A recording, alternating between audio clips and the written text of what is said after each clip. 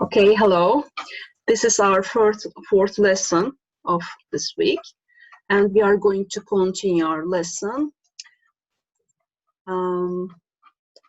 Yes, we talked about the war between Hittites and Egypt and the Treaty of Kadesh, and now it's the end of the Hittites, okay? The ending of Hittites. A Mesopotamia from what was called Sea Peoples, of yet debated origin, destroyed much of Asia Minor, included the Hittite states, about 1200 BC. Since then, the Hittites have never been able to restore their state again, and those who survived the attacks have established themselves as small city-states. The remaining Hittite cities and towns have been totally destroyed later by the Assyrians.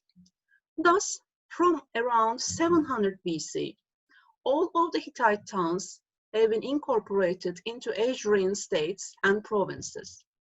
The vacuum created by the disappearance of the Hittites in Anatolia was Phrygians, known by their famous king Midas, and by Russians in the eastern Anatolia. Okay, now I want to talk about Phrygia, okay? Phrygia emerged after the collapse of Hittites, and it was the name of an ancient Anatolian kingdom that ruled between the 12th and 7th century BC. And following its demise, the term was then applied to the general geographical area it once covered in the western plateau of Asia Minor. With its capital at Gordium and a culture which curiously mixed Anatolian, Greek, and Near Eastern elements, one of the kingdom's most famous figures is the legendary King Midas.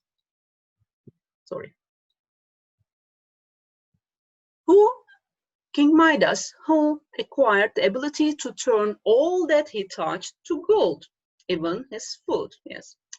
Following the collapse of the kingdom, after attacks by the Cimmerians in the 7th century BC, the region came under Lydian, Persian, and then Roman control. Okay, let's have a look to the Phrygian kingdom. The fertile plain of the western side of Anatolia attracted settlers from an early period, at least the early Bronze Age, and then saw the formation of the Hittite state, which ruled between 700 and 1200 BC, remember, and the first Greek reference to Phrygia appears in the 5th century BC, in the Histories of Herodotus. The Greeks applied the name to the Balkan immigrants who, sometime after the 12th century BC, relocated to western Anatolia following the fall of the Hittite Empire in that region. The kingdom's traditional founder and first king was Gordios, and the name of its capital, Gordion, comes from his name. A legendary figure, Gordios is most famous today as the creator of the Gordian knot. Evet, düğümü bilirsiniz değil mi? Gordian düğümü. A fiendishly difficult piece of rope work the king had used to tether his cart. The story goes that an oracle had foretold that the person who knew how to untie this knot would rule over all of Asia, even the whole world. And Alexander the Great arrived a good few centuries later. Alexander was said to have heard this story and, rather unsportingly, sliced the knot open with a single blow of his sword. In other accounts, the young general slipped the pin out of the cart's yoke pole and slit the knot off that way. The neighboring states of Phrygia, which similarly formed out of the remnants of the Hittite Empire, were Caria in the south, Lydia in the west, and Mysia in the north. Phrygia's territory expanded to reach in the north and the western edge of Cappadocia. Phrygia prospered thanks to the fertile land, its location between the Persian and Greek worlds, and the skills of the state's metalworkers and potters. Chamber tombs, especially at the capital Gordium, have distinctive doorways, and their excavated contents have revealed both the use of the language of Indo-European Persian and the wealth which gave rise to the legend of the famously rich King Midas. Phrygia was conquered by the Cimmerians in the 7th century BC, but the period of domination by Lydia and Persia has left an impoverished archaeological record. We know that Lydia expanded under the reign of the Merman dynasty, and especially King Cyrus. Persia was absorbed with Gordium around 600 BC, and Lydia then continued to prosper with such famed kings as Croesus. In the next century, the Persians took over Anatolia following the victory of Cyrus II over the Lydians at the Battle of Hellas in 546 BC. Phrygia continued to be used as a label of convenience for the general and ill-defined geographical area which had once been ruled by now defunct kingdom of that name. After the campaigns of Alexander the Great, the region of Phrygia and Lydia came under the control of one of Alexander's successors, Antigonus I.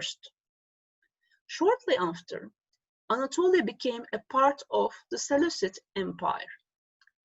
As a consequence of this takeover, many settlers came from ancient Macedon and their Hellenistic culture with them. Notable Phrygian towns in this period, besides Gordium, included Hierapolis and Laodicea, Apamea, and Sindana, although most of the region's population lived in small and agriculturally based villages. Phrygia became a part of the Roman province of Asia in 116 BC. And now let's talk about King Midas, because he is a very famous figure, you know. Perhaps one of the most interesting figures also. Midas is a king who reputedly could turn anything he wished into gold. Anything he touched turns into gold. It's a familiar figure of Greek mythology, and this may have been based on an actual late 8th century BC ruler known in old Phrygian inscriptions sources as Mita of Mushkin. Well, according to the legend, Midas had helped the satyr Silenus recover from the morning after effects of a night of over-drinking and restored him to his master, the god of wine Dionysos. In gratitude, the god granted Midas a single wish, and so the king gained his ability to turn anything he touched into gold. Rather too good to be true, this skill proved a bit of a problem when Midas wanted to eat or drink, as even these things change into gold. Asking Dionysos to withdraw his wish, Midas told he could lose the bothersome ability if he washed in the river in Lydia, in a river, I don't know which river. Midas might have been a wealthy mortal, but he seems to have been unlucky with the gods twice. In another unfortunate encounter, this time with Apollo, the king offended the god when he was asked to judge who was the better musician, Pan or Apollo. Midas unwisely chose Pan, and a displeased Apollo turned the king's obviously tone-deaf ears to those of a donkey. The king was obliged to wear a turban for the rest of his days. Well, let's talk about Gordium a little bit. Although generally speaking, Phrygia did not boast the large cities seen on the Anatolian east coast, such as Pergamon or Ephesus. There were one or two important areas, notably, of course, the capital of the kingdom, Gordium. Also known as Gordion, the city was strategically located at the point where the mainland route to the east coast, often called the Persian Royal Road, crossed the ancient Sangarius River. And the river name of this river is Sakarya River. The settlement likely became the most important one in the Phrygian kingdom from the 10th century BC. At its peak during the 9th century BC, the city boasted a fine royal palace, impressive fortification walls, and has provided archaeologists with many tumuli tombs, including possibly the one of Midas, King Midas. This tomb, given the rather unromantic name of Tumulus MM by scholars, is the second largest ancient tumulus in Anatolia. Gordium was sacked by the Cimmerians during their invasion of the region, but did recover from it, albeit never really regaining anything like its former glory. The Romans destroyed the town during their campaign against the Galatians in 189 BC, and by the 1st century, it was nothing more than just a village. Let's have a look at their religion.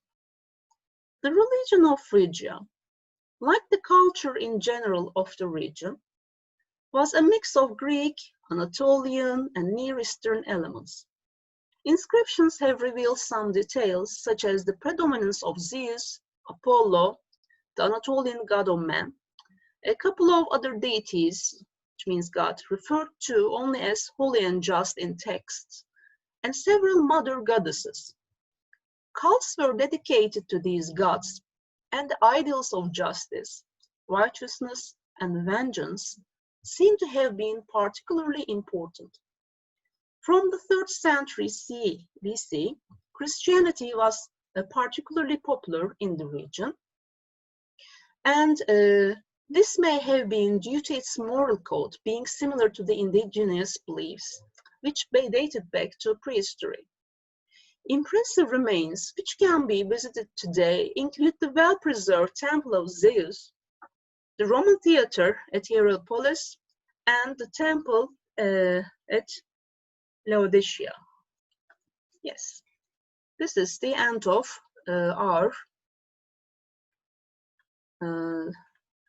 this is the end of the Phrygia history. Yes.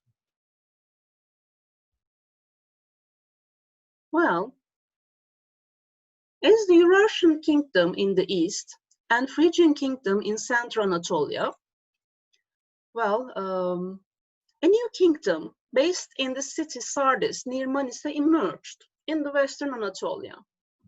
Ruled roughly from 690 to 540 BC, their territory extended from the western Black Sea to the Lycian coast on the Mediterranean.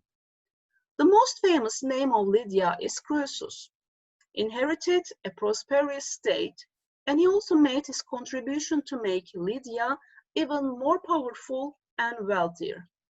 Later, he will be eternalized as the symbol of wealth. We know him by the saying as rich as Croesus. Karun kadar zengin. Croesus Türkçe'de Karun olarak geçiyor. Karun kadar zengindeki kişi arkadaşlar. Recently, he was also remembered by a number of objects belonging to the treasure of Croesus, stolen from the archaeological museum in Uşak and replaced with copies.